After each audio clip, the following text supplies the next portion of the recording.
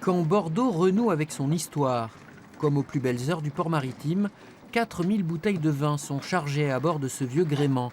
2 viticulteurs girondins tentent ce retour au transport à la voile, une façon pour ces vignerons bio de prolonger leur démarche écologique.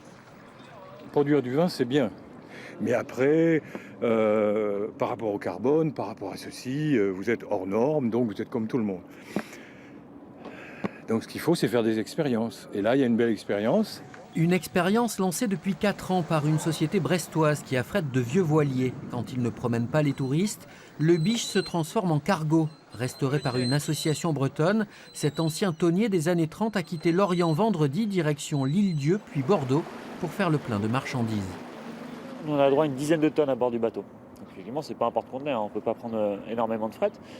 Mais c'est pas vraiment ça le but, en fait, je pense, de transporter une énorme quantité. C'est vraiment de faire comprendre qu'on peut faire du transport autrement qu'avec des gros moteurs gasoil et on peut le faire à la voile.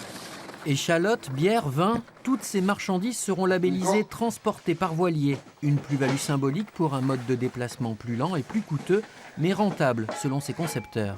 Il y a une vraie viabilité aujourd'hui avec le contexte que l'on a, c'est-à-dire des voiliers du patrimoine, des voiliers qui sont des témoins d'une autre époque, un anachronisme apparent. Il y a une vraie viabilité aujourd'hui par rapport aux différents réseaux et aux différentes routes qu'on exploite. Et il y a en plus des perspectives avec l'idée de construction de grands cargos à voile. Le Biche appareillera jeudi matin. Le vin de Bordeaux et les autres marchandises seront déchargés à Nantes et repartiront vers l'Angleterre à bord d'un autre voilier cargo.